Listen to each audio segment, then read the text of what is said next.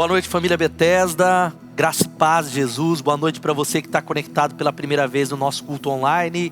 Que final de semana espetacular que Deus está nos dando. E nessa noite é o encerramento da nossa conferência. Daqui a pouco você vai ouvir a ministração do pastor Lipão. Quero encorajar você a fazer aquilo que falamos aqui semanalmente. Dá um like aí no nosso culto, compartilha esse link para a maior parte das pessoas, abre uma sala de bate-papo de vídeo lá no seu Facebook e não se esqueça de se inscrever no nosso canal. Interaja também, porque você não está assistindo um culto, você está prestando culto a Deus. Então levante, fique de pé, adore, anote a mensagem, celebre ao Senhor. Eu quero orar com você e que Deus possa mover no nosso coração poderosamente. Vamos orar juntos? Senhor, muito obrigado. Obrigado por esse tempo precioso que o Senhor está dando para nós. Eu peço a Ti no nome de Jesus, que como o Senhor tem falado nesses 2 dias, o Senhor visite cada um daqueles que estão conectados agora, pelo Facebook, pelo aplicativo, pelo YouTube. Fala conosco, move no nosso coração. Pedimos a Ti, vem sobre as nossas casas e sobre a nossa igreja. Em nome de Jesus, amém e amém. Que bom que você veio, vamos adorar o Senhor. Boa noite! Fique de pé aí onde você está, vamos adorar o nosso Deus!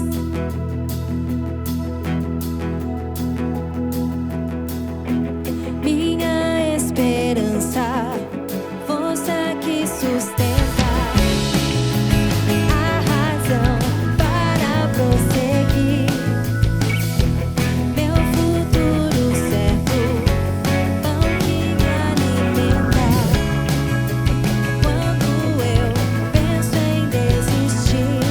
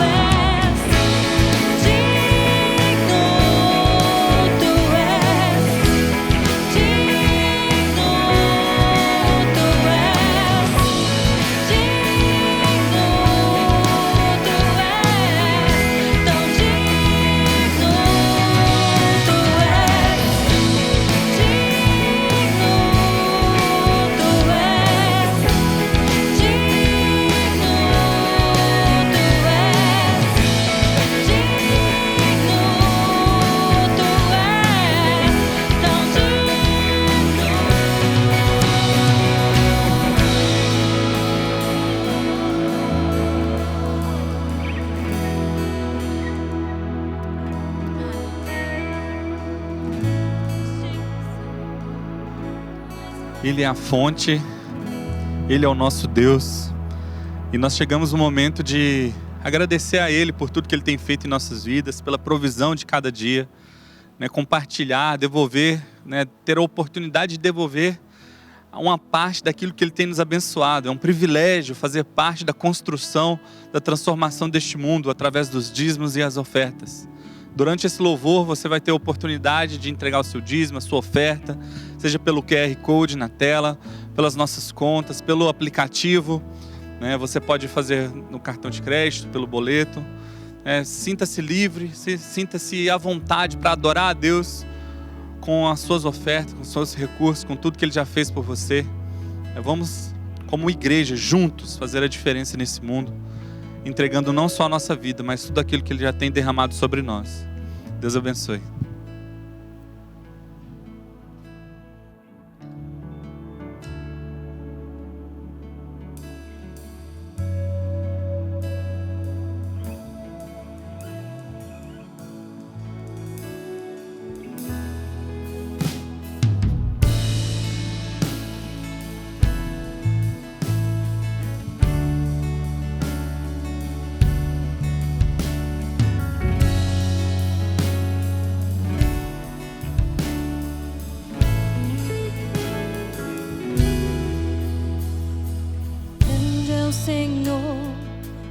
poderoso, grande é o Senhor, Rei majestoso, Deus libertador e consolador, grande é o Senhor, grande é o Senhor, Deus poderoso, grande é o Senhor, Rei majestoso, Deus libertador e consolador, grande é o Senhor. Nós viemos louvar-te, o teu nome exaltar, a vida inteira outra vez entregar, tudo que temos e somos a ti, a ti.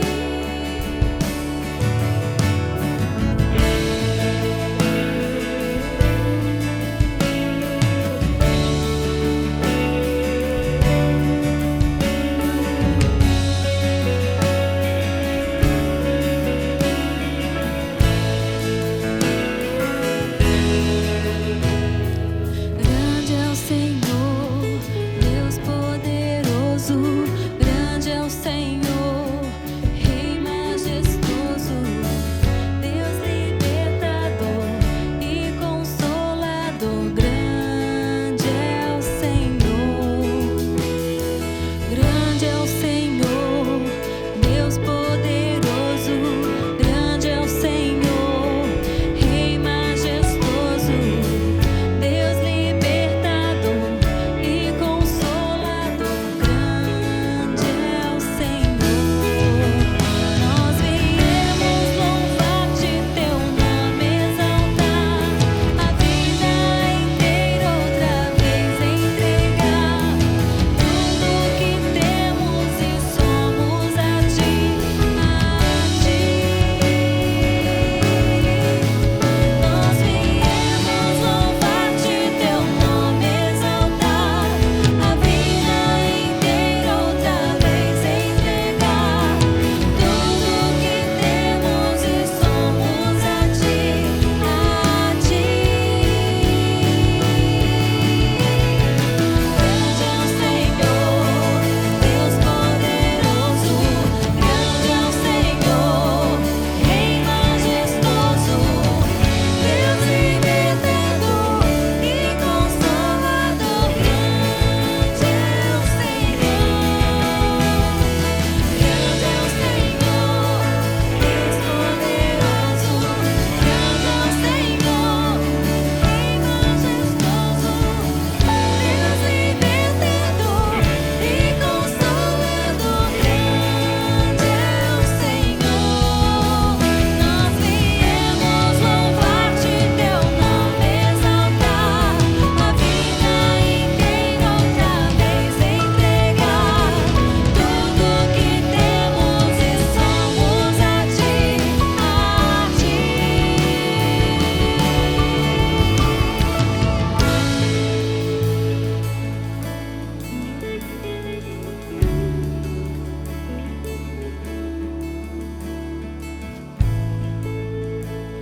Senhor Deus e Pai, obrigado, Deus, porque o Senhor tem cuidado de nós. Em meio a essa crise, essa pandemia, nós sentimos a Tua presença, o Teu cuidado. Obrigado porque o Senhor não tem deixado faltar nada em nossas casas, em nossa mesa. E o Senhor nos deu uma igreja que é uma família, que tem nos acompanhado. Obrigado porque o Senhor tem sustentado cada um de nós. Visita, Senhor, cada lar, visita cada família nesse tempo. Que todos nós possamos sentir o Teu cuidado e a Tua presença no nosso lar, em nome de Jesus. Fica agora com a entrevista com os nossos pastores.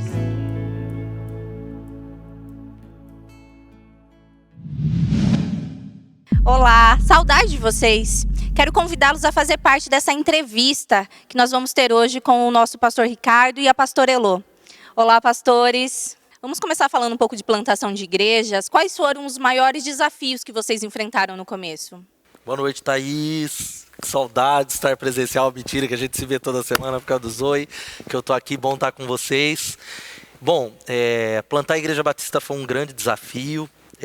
Não é fácil alistar quais foram os grandes desafios, mas eu acredito que o o maior desafio, talvez eu vou usar uma palavra, foi a perseverança. Perseverar naquilo que Deus tinha falado conosco. Eu acreditava piamente, mas que foi algo que demorou para acontecer, né? Então, perseverar naquela palavra que Deus me deu lá no seminário para plantar a igreja, enquanto algumas coisas não aconteciam rapidamente, foi talvez um dos maiores desafios. Eu acho que também, todo começo é sempre difícil, né? Mas o que nos impulsionava, acho não, com certeza, era aquelas pessoas chegando e a gente vendo as vidas transformadas, né? Mas sempre tem desafios, né? Sempre tem desafios. Eu me lembro de algo que é interessante, talvez uma palavra para você da Igreja Batista Betesda. A festa que nós fazíamos quando chegava alguém pela primeira vez na igreja. É verdade. Era muito mais fácil notar essas pessoas, mas era algo que o nosso coração transbordava de alegria. E hoje talvez isso precisa ser recuperado pelas nossas células, né? Pelo live. Creio que é algo sensacional. Por que igreja em células? E por que a gente segue nesse caminho? Eu acho que essa pergunta ela é fundamental, né? Porque não são todas as igrejas que são em células. E muita gente fala assim, então quem não é em célula não presta, pastor? É isso que você está querendo dizer? É óbvio que não. Me converti numa igreja que a gente chama igreja de programas. Mas eu acredito que talvez se fosse para a gente estabelecer algo para a Igreja Batista Betesda, no meu coração como pastor, isso é uma maneira como eu entendo o funcionamento da igreja quando eu leio as páginas do Novo Testamento. Então, quando eu leio a minha Bíblia, e o que eu vejo lá, igreja, ela tem um movimento, posso usar a palavra, relacionamentos envolvidos com a missão, que é alcançar pessoas. Isso não é dentro do templo. Então, a gente tem vivido coisas espetaculares com a célula, mas tem também muitas experiências ruins. Talvez você que está acompanhando em casa não teve experiências boas, mas nós acreditamos piamente, eu acredito piamente que a igreja ela funciona dessa maneira, no templo e nas casas. No templo e nas casas. Elô fez uma pergunta para mim um tempo atrás, e aquilo me marcou. Ela falou, se tudo desse errado, né? Lógico, no sentido de... e você plantasse uma nova igreja, você faria de uma outra maneira? E eu não sei se ela vai lembrar, eu falei, não tem como voltar atrás. Eu acredito nessa igreja que é baseada em relacionamentos, que é a igreja 24 horas por dia, 7 dias da semana. E quando a gente faz parte de uma igreja em células, você não consegue mais imaginar como é uma igreja sem as células, né? A questão do cuidado, do pastoreio individual, né? Você notar quando alguém não está aqui. Talvez se não existisse célula, a gente não ia perceber que tal irmão não veio, né? E com a célula a gente tem essa facilidade, né? Possibilita isso, o rebanho, né? Mas principalmente, Thaís, eu acredito porque ser uma igreja em célula, nós aceleramos, e é para ser assim, o processo de alcançar pessoas para Jesus. Então aquilo que seria feito só pelos ministérios, que é uma coisa muito boa, e pelo culto, isso é expandido, espero que um dia para milhares de casas. Elô, conta pra gente, por que o trabalho do Ministério Infantil ele é tão importante e o que a gente pode fazer para aprender a enxergar as crianças como parte da igreja? Então, a gente vem de uma cultura onde as crianças elas tinham espaço somente para entretê-las, enquanto os adultos recebiam a palavra de Deus, enquanto os adultos eram abençoados, né? E hoje a gente vê totalmente diferente, né? A gente tem aqui um espaço infantil totalmente direcionado para as faixas etárias. E assim, a questão de ministrar na vida das crianças, né? As crianças elas são muito ativas, elas são receptores ativos. Então, a mesma facilidade que um adulto tem de receber a palavra, muitas vezes a criança também vai receber e ela vai compartilhar isso com as pessoas, né? Elas são muito ativas. E a gente começou a entender isso, que a criança ela é um receptor ativo no reino de Deus. Ela precisa ser cuidada, né? O ID não fala idade, né? O ID é para todas as faixas etárias, e isso inclui as crianças, né? E a gente tem focado muito nessa questão das crianças mesmo serem ministradas, de incentivá-las na oração, na leitura da palavra, no crescimento com Deus. E algo que a gente precisa guardar é esse chamado da Betesda, confirmado, por tantas pessoas que vieram e por aquilo que nós somos uma igreja geracional. Não é, durante muito tempo a Betesda foi conhecida como a igreja dos jovens, mas nós somos uma igreja que tem os adultos, tem o vovô, tem a vovó, tem os casais e tem as nossas crianças. É verdade, as crianças elas se sentem importantes, né? É de fazer parte, as crianças já estão saindo do ministério infantil, se batizando e já querendo servir, né? Isso deixa a gente muito feliz. Elô, conta pra gente, como as células elas podem fazer para envolver mais as crianças e empoderá-las para a nova geração? Como o pastor Ricardo falou, a nossa igreja é uma igreja geracional. Então, nós trabalhamos com as crianças, assim como nós trabalhamos com os adultos nas células, né? Todas as partes que os adultos recebem, as crianças também são ministradas da mesma forma, mas uma linguagem específica, né? De acordo com a sua faixa etária. Como a gente pode envolvê-las mais, empoderá-las mais? A gente tendo um cuidado de, como adultos na célula, sempre pensar na criança. Vai fazer uma pergunta no quebra-gelo? Vamos pensar, essa criança pode responder? Um lanche, coisas tão simples, né? A gente tem que fazer que elas se sintam parte da célula também, né? Que elas não estão ali só também para passar um tempinho, 1 hora e 20, mas que elas se sintam parte daquilo, né? Que elas estão vivendo. E eu creio que as crianças que estiverem ativas numa célula, elas vão querer liderar, elas vão querer viver isso, né? Missão. Viver a missão, né? A gente vê isso na nossa célula, né? As crianças são muito envolvidas, participam. Muitas vezes colocar uma criança para fazer um quebra-gelo, colocar uma criança para fazer um louvor, né? Empoderá-las nesse sentido, acho bacana. Pastor Ricardo, conta pra gente como que você chegou até a visão celular. Bom, quem já ouviu a história da Bethesda sabe que Deus me chamou para plantar uma igreja. E eu tinha já uma ideia de ser uma igreja com grupos, e eu recebi um amigo no seminário, me deu um livro, na época que era o manual do líder de célula, e era a época que célula era um palavrão, ainda hoje é mal, mas melhorou muito. E Deus me livre, guarde disso aí, para trás de mim Satanás, e aí Deus falou claramente comigo, uai, tá com medo do quê? Leia e retém o que é bom. Aquele livro, ele mexeu no meu coração de tal maneira, como eu comecei essa entrevista falando, que cada vez que eu via esses princípios da célula, e eu olhava para as páginas do Novo Testamento, eu falava, é assim que a igreja precisa funcionar. A igreja funciona dessa maneira, não é templo.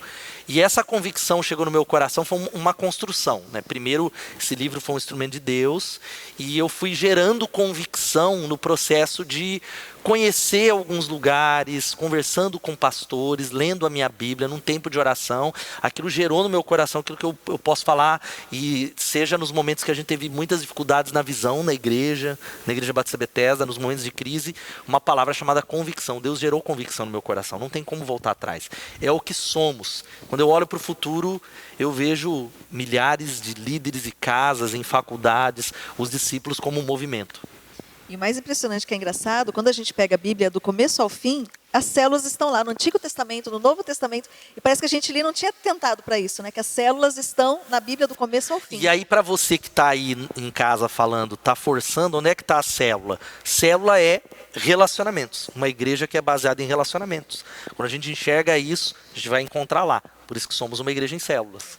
E, pastor, o que você acha que é a maior dificuldade que as pessoas elas enfrentam para se envolver nessa visão, para viver isso?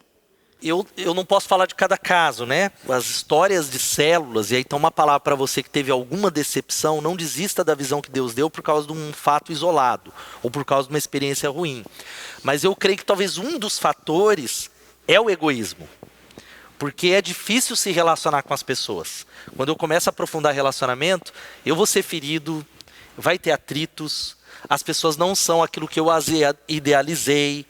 E o fator do egoísmo tem a ver com que é mais fácil eu ficar na minha casa, na minha coberta, assistindo meu Netflix, do que servir pessoas. Não estou nem falando só do ir para a reunião, porque a célula não é a reunião, a célula é a igreja.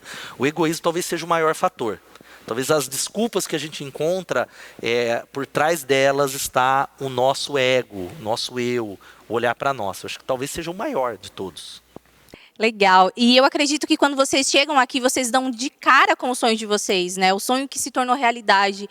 Mas olhando para hoje, né? Olhando para o futuro, qual que é o sonho de vocês? Meu sonho é ver milhares de discípulos espalhados pela cidade como um movimento de Jesus, gerando outros discípulos, treinando outros líderes, plantando igrejas, não só em Piracicaba, mas no entorno, em toda a nação e fora do país, e realmente plantando célula em todo canto, em todo lugar. Porque célula não é a reunião, célula é a igreja que está tabernaculando. Eu gosto muito desse termo que o Antigo Testamento fala que Deus ele não habita em templo, porque no deserto era um tabernáculo, a tenda. O que quer dizer isso? A nuvem apontava, eles desmontavam, e essa igreja e esse templo andava. É a mesma ideia de João capítulo 1, versículo 14. Jesus, ele tabernaculou entre nós. A igreja precisa fazer isso, esse movimento. Esse é o sonho que está no meu coração. E eu creio que nós iremos experimentar. E eu volto para você. Se envolva nessa visão, porque ela está dentro do coração de Deus. Meu sonho é pode parecer algo, né? Mas é ver muitas famílias, crianças, a família toda ser restaurada, como a gente tem visto alguns casos aqui, né? É pessoas chegando, as famílias sendo transformadas, as histórias, as realidades sendo transformadas. O nosso sonho de igreja é isso, é ver a nossa igreja como celeiro de transformação, lugar de realmente de transformação, de impulsionar as pessoas a buscarem mais a Deus, de se tornarem mais parecidas com Cristo. Acho que é isso. E hoje eu fecho esse tempo aqui, que a gente vai orar. Deus me deu uma palavra, que tem um amigo meu, Mário da Central, ele sempre falava isso. E eu não sei porquê, eu ouvi e hoje Deus levantou essa palavra. Todas as vezes que ele entrou aqui, essa é uma fábrica de líderes. Então que a Bethesda seja uma fábrica de esperança, de sonhos, de solidariedade, de liderança. Se envolva porque esse sonho também é seu. Obrigada, pastor. Obrigada, pastora. Obrigado você em casa. E esse é o nosso convite para vocês. Se envolva na visão da nossa igreja. Agora a gente vai ter um tempo de oração. Quero orar com você. Essa entrevista expressa um pouco o coração da nossa igreja, aquilo que nós acreditamos, o que nós falamos durante todo esse final de semana, de que nós estamos em missão. Jesus chamou a nossa igreja para ser um movimento nessa cidade. E eu quero orar com você. Orar com você que também não faz parte dessa comunidade, mas está aqui dando-nos a alegria da sua presença. Deus tem um propósito para você. E há um texto que é aquele que nos move, que é a grande comissão de Jesus. Mateus 28:18, a Bíblia diz assim: então Jesus aproximou-se deles e disse: foi-me dada toda a autoridade nos céus e na terra. Todo o poder me foi dado. Portanto, vão e façam discípulos de todas as nações, batizando-os em nome do Pai, do Filho e do Espírito Santo, ensinando-os a obedecer a tudo que eu ordenei a vocês, e eu estarei sempre com vocês até o final dos tempos. Vamos clamar. Eu queria desafiar você a juntar com a tua família, ou se você está sozinho, pedindo a Deus por um avivamento espiritual sobre a nossa igreja, um avivamento espiritual sobre a nossa cidade, sobre as nossas células, sobre esse sonho que falamos ali, de milhares e milhares e milhares de discípulos que geram outros discípulos, que saem andando pela cidade, que vão gerando, curando, restaurando, servindo pessoas. Esse é o nosso sonho. Você faz parte desse sonho. Comece a clamar agora em nome de Jesus. Vai clamando pelo seu mais um, pessoas que queremos alcançar para Ele. Talvez você que está acompanhando, o seu clamor é: Jesus, muda a minha família, muda os meus filhos, muda o meu ambiente de trabalho, muda a nossa nação. Oramos também contra o fim do Covid-19. Vai orando no nome de Jesus, vai clamando a Deus.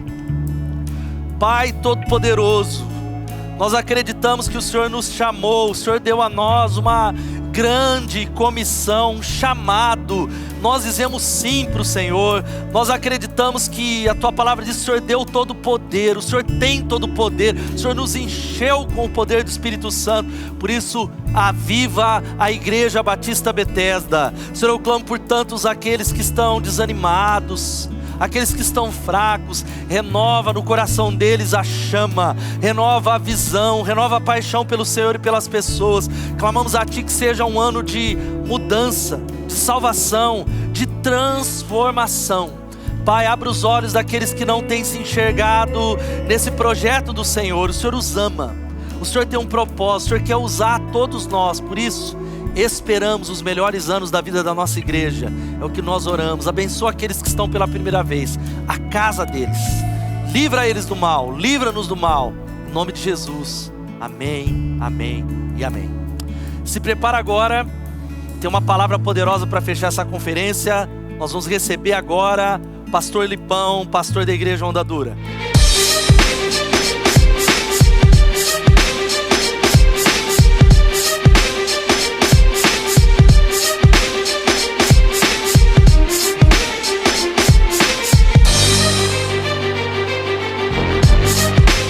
Meus irmãos, que alegria estar junto com vocês. Infelizmente eu estou aqui via vídeo Eu havia combinado com o pastor Ricardo de estar aí presencialmente. Faz tempo que eu não tenho com vocês aí em Piracicaba, essa igreja amada, Igreja Batista Bethesda. Eu quero deixar um beijo, um abraço para todos vocês. E logo que possível eu tenho, enfim, compromisso de estar aí junto com vocês e podendo ver o que Deus tem feito no meio de vocês. Eu recebi com muita alegria o convite de poder participar e de alguma forma cooperar com vocês nesses dias, aí em Piracicaba. O tema dessa conferência que vocês estão vivendo é Igrejas que Amam, Crescem. Eu quero falar um pouco sobre isso, à luz do Evangelho e à luz daquilo que Cristo conquistou para nós através da vida que recebemos dele. Para isso eu quero convidar você a abrir a sua Bíblia no livro de Romanos, no capítulo 6, do verso 1 em diante. Deixa a tua Bíblia aberta lá, Romanos capítulo 6, para que possamos examinar as Escrituras e buscar entendimento nela, e buscando entendimento possamos crescer em tudo na imagem do Senhor. Amém? Abra lá, Romanos capítulo 6. Enquanto você abre, eu quero brevemente orar com você e pedir ao Senhor clareza e entendimento de tudo aquilo que vamos ouvir nessa noite. Vamos orar. Senhor Jesus, nós louvamos ao Senhor e agradecemos por sermos o teu povo, sermos a tua igreja, independente das circunstâncias. Queremos, ó Pai, aprender a amar como tu amas, queremos aprender a viver em santidade, de maneira agradável a ti. Ensina-nos as lições do teu amor, que no nome de Jesus, esse texto possa nessa noite transformar-nos, porque não é um simples texto, mas é a tua palavra revelada a nós. Por isso, ilumina os nossos olhos, para que ouçamos as verdades contidas nessa porção das Escrituras tão preciosas.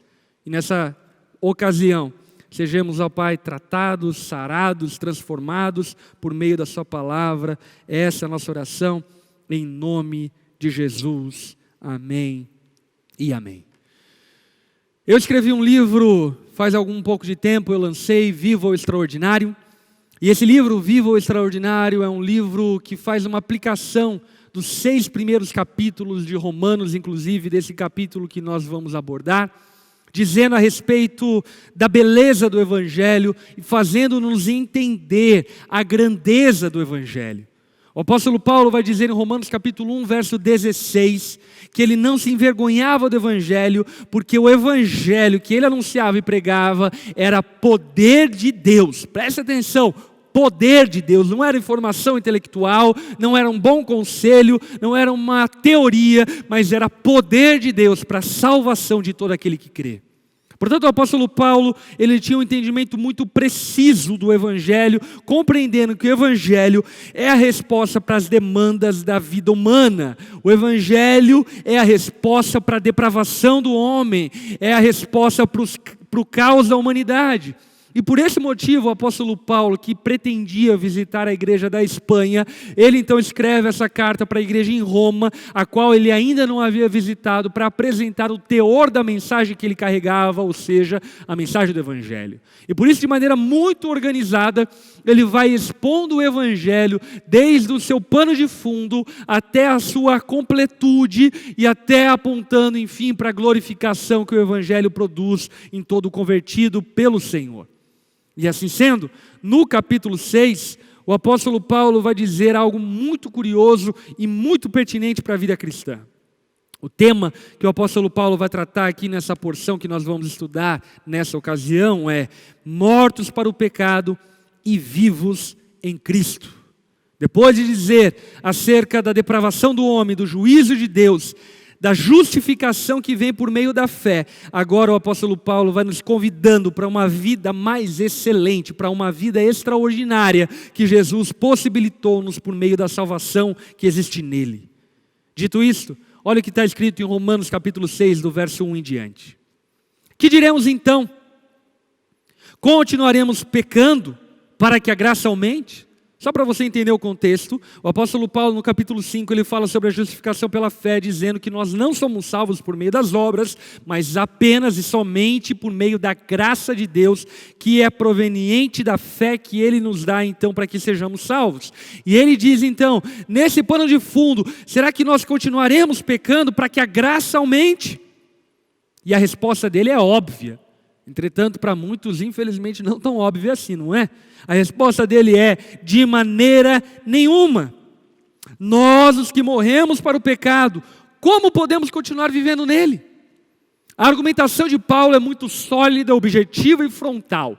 O que Paulo está dizendo é: olha, o que Cristo fez em nós, e se fez em nós, é levando-nos à morte para o pecado, para nos dar uma nova vida.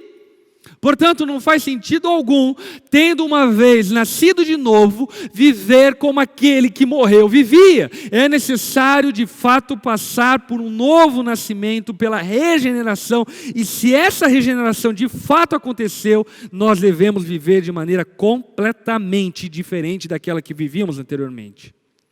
A maior contradição da graça de Deus é a permanência no pecado.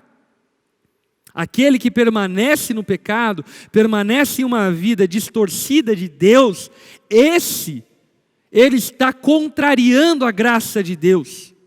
A medicina não tem por alvo tornar a doença mais forte. A medicina do Evangelho não é para tornar o pecado mais forte, mas é para matar o pecado uma vez por todas. A medicina do Evangelho, ela nos dá uma nova vida. Como nós podemos viver para o pecado, se nós morremos para ele, para recebermos vida em Cristo? Por isso o apóstolo Paulo continua dizendo: ou vocês não sabem que todos nós que fomos batizados em Cristo Jesus, fomos batizados em sua morte. Portanto, fomos sepultados com ele na morte, por meio do batismo, a fim de que assim como Cristo foi ressuscitado dos mortos, mediante a glória do Pai, também nós vivamos uma vida nova.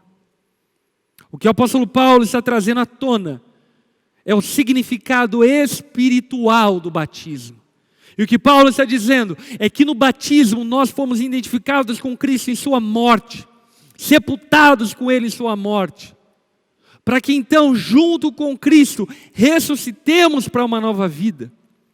Portanto, a obra do Evangelho não é apenas o perdão dos pecados passados, mas a obra do Evangelho completa é a solução para a santidade futura.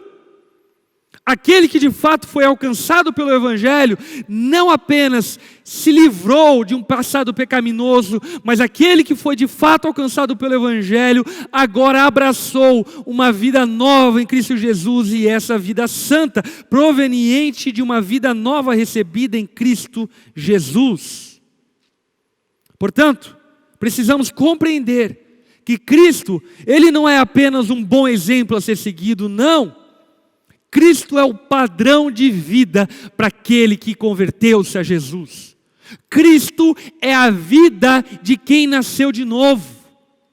Cristo não é apenas algo que nós devemos ansiar e buscar como uma boa referência, não. Cristo é o padrão, Ele é a medida, é Ele que nos mede agora, tendo nascido de novo, e portanto devemos ser iguais a Ele a partir do novo nascimento.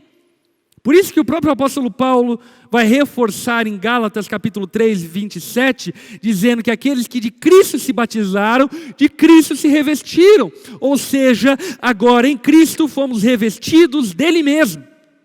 E portanto, livres para viver uma vida santa junto a Deus. O novo nascimento, ele resolve a libertação e o domínio do pecado e nos libera e nos liberta para uma nova vida.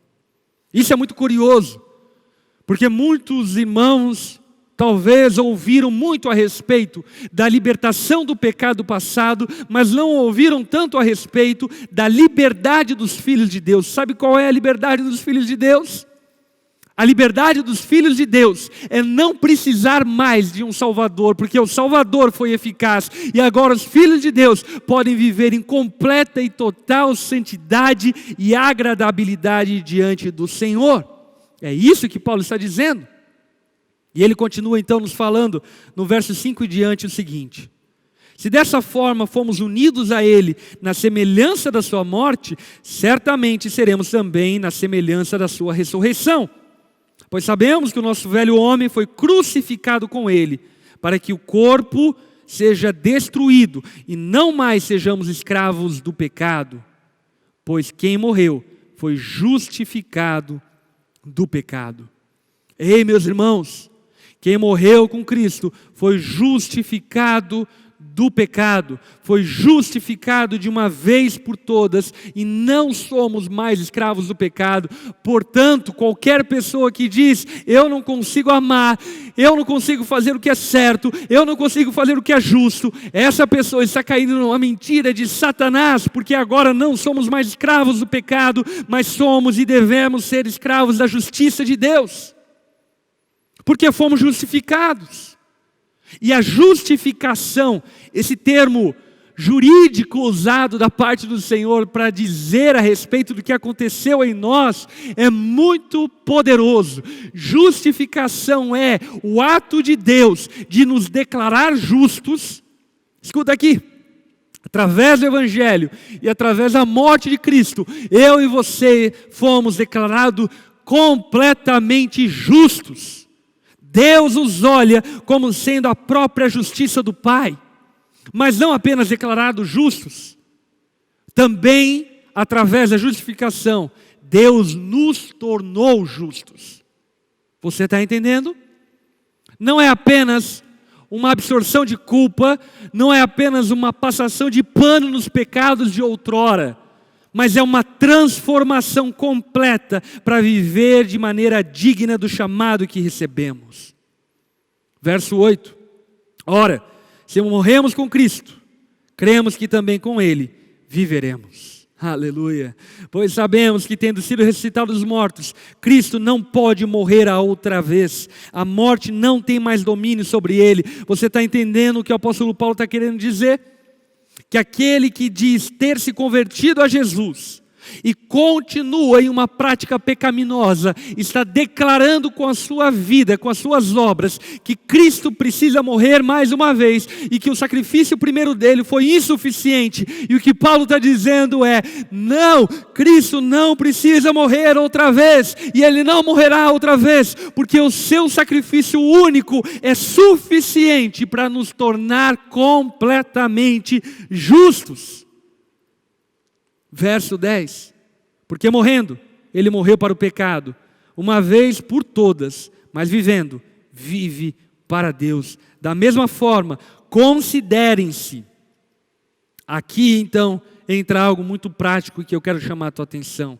Considere-se mortos para o pecado, mas vivos para Deus em Cristo Jesus. Sabe qual é um dos maiores problemas de muitos supostos cristãos? É que eles ainda se consideram na possibilidade de viver uma vida pecaminosa. Eles ainda estão casados pensando que podem adulterar. Eles ainda estão casados pensando que podem divorciar. Eles ainda estão na igreja pensando que podem não estar mais. Eles ainda estão vivendo uma vida aparentemente santa, pensando que em qualquer momento eles vão tropeçar. E o que Paulo está nos convidando a ter aqui é uma mudança de mente. Não podemos mais considerar a possibilidade do pecado. Devemos, pelo contrário, considerar-nos mortos para o pecado. Mortos. Mortos não sentem mais. Mortos não têm mais vontade. Mortos não querem mais. Portanto, somos mortos para o pecado, para vivermos a vida que Deus tem para nós. Tão importante quanto morrer para o pecado é viver uma nova vida. E aqui a gente sobe mais um degrau. Qual degrau?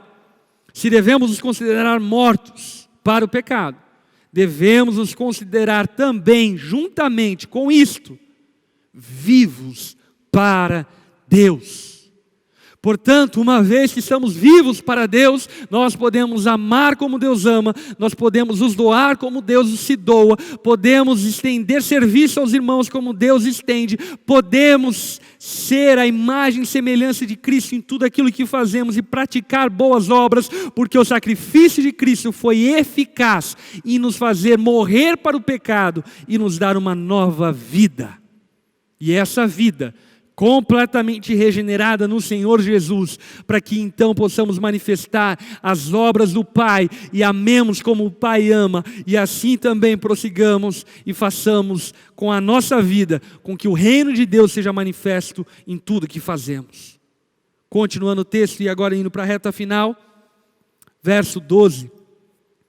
Portanto, não permitam, olha o tom autoritativo de Paulo, não permitam que o pecado continue dominando o corpo mortal de vocês, fazendo que obedeçam seus desejos. Ei, não permita que a amargura domine você, não permita que a mágoa perdoe você, não permita que o orgulho te domine, não permita, porque não foi para isso que Cristo morreu. Cristo não morreu para que você continuasse vivendo uma mesma vida medíocre e miserável, Ele morreu para te dar uma nova vida.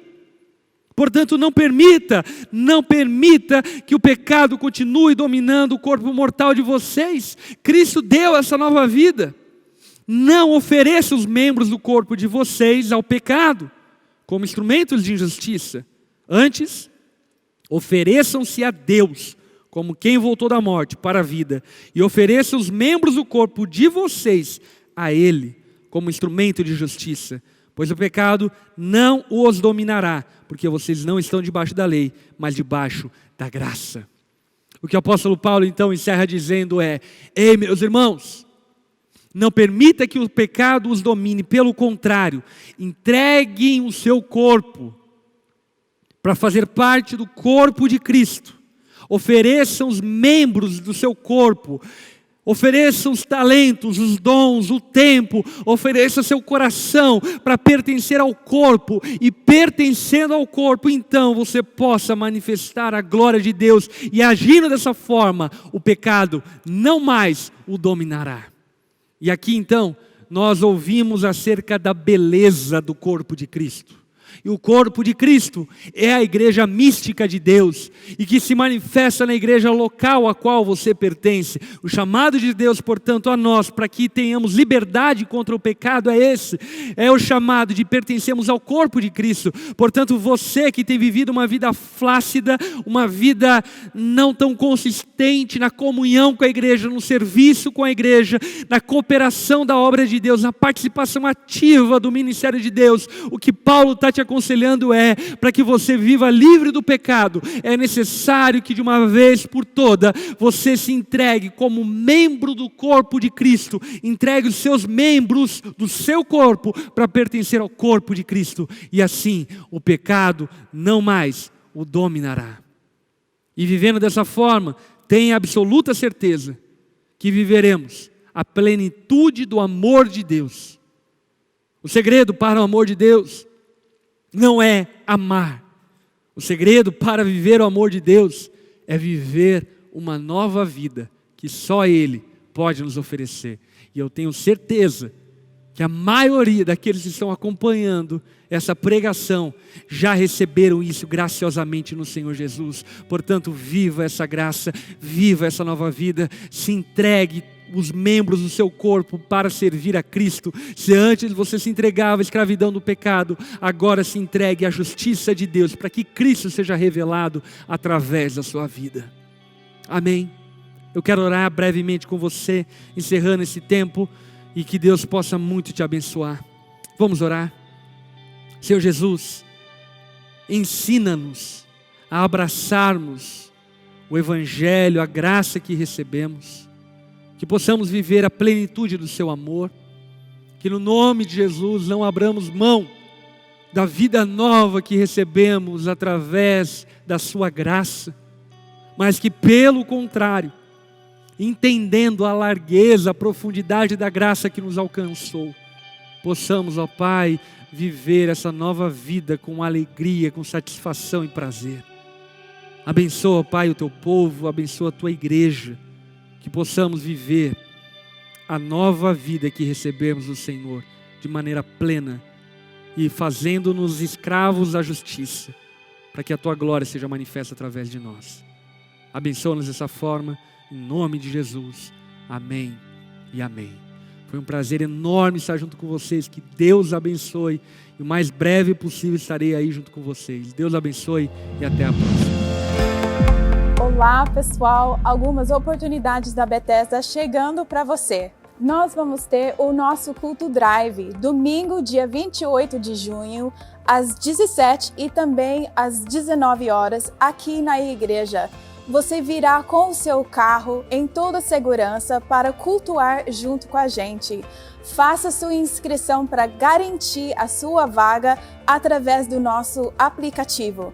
Também lembrando que nós teremos normalmente a nossa transmissão de culto às 19 horas no dia 28. Se você gostaria de saber um pouco mais sobre esse caminhar com Jesus e se batizar, nós estamos com uma nova turma Descubra, que acontecerá totalmente online. Você pode fazer sua inscrição no aplicativo. Vem orar conosco. Toda sexta-feira às 21 horas nós temos o nosso encontro de oração online através do Zoom. Você pode juntar-se a nós. Nós também temos o nosso relógio de oração.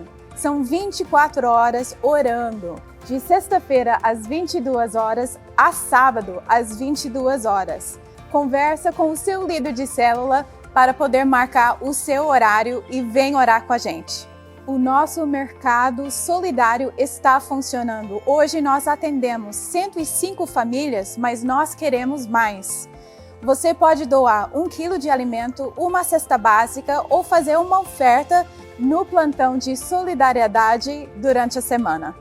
Para ficar por dentro das novidades, inscreva-se no canal da Bethesda e também você pode abaixar o aplicativo da igreja.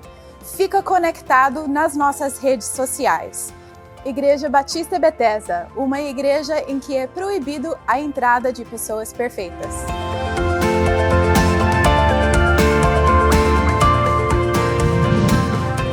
Ó, palavra que abençoa o nosso coração. Tantas vezes que o pastor Lipão foi usado como instrumento de Deus. Estamos chegando ao final da nossa conferência, da nossa celebração. E nós já oramos lá, mas eu queria fechar a nossa conferência desafiando você a fomentar e continuar praticando aquilo que recebemos nesse final de semana. Não deixa de tirar uma foto com a sua família e colocar lá, juntos com a Bethesda, ID 2020, Conferência Bethesda, lá as hashtags, e também colocar aí na nossa transmissão aquilo que Deus falou com você. Eu quero fazer uma última oração, eu queria desafiar você como resposta a essa mensagem, que você falasse com Deus aquilo que você decidiu. Falasse com Deus a resposta de todo esse final de semana e dessa mensagem. Vai clamando a Deus enquanto a banda vai ministrando, clamando a Ele, falando: eis-me aqui, Senhor, eu quero viver uma vida extraordinária. Esse é o meu desafio, o meu desejo. Eu sei que tem pessoas talvez voltando a liderar, dizendo: eu vou liderar uma célula, eu vou assumir esse desafio.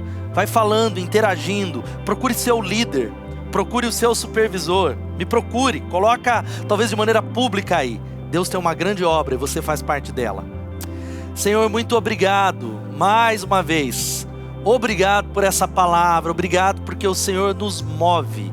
Tu és um Deus que se move, nos convida a participar daquilo que o Senhor está fazendo. Levanta uma multidão de pessoas, que possamos sair para abençoar nossa cidade. Senhor, nós enviamos o nosso rebanho que está nesse culto online, ó Pai, para abençoar em todos os lugares que eles vão. Nós os abençoamos, os enviamos, como diz a Tua palavra, é o que oramos no nome de Jesus. Amém e amém.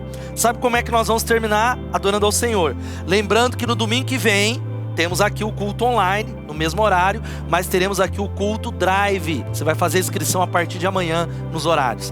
Deus abençoe você, uma boa semana e até o ano que vem. Está aqui a data já do ano que vem da nossa conferência. Deus te abençoe.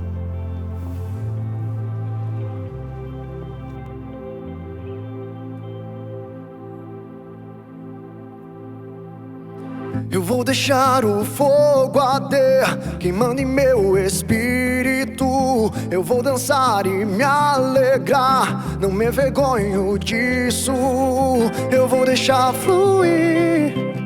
Como criança ser e dizer: te amo, Deus.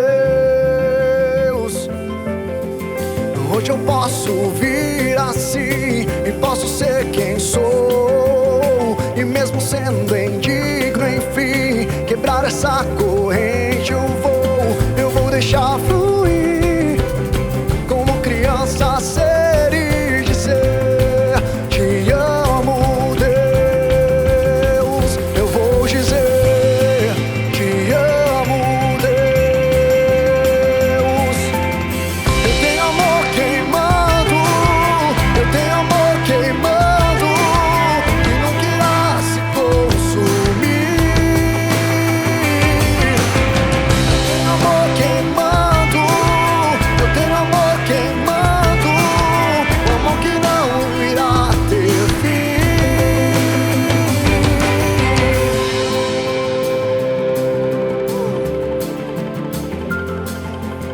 Louvor e honra transbordar, fluir do meu espírito.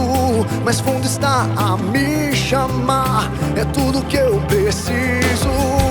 Eu vou deixar fluir, como criança ser e dizer: te amo, Deus. Eu vou dizer: te amo, Deus. Eu tenho amor queimando, eu tenho amor queimando, a se consumir. Eu tenho amor queimando, eu tenho amor queimando, amor que não irá ter fim. Oh, oh,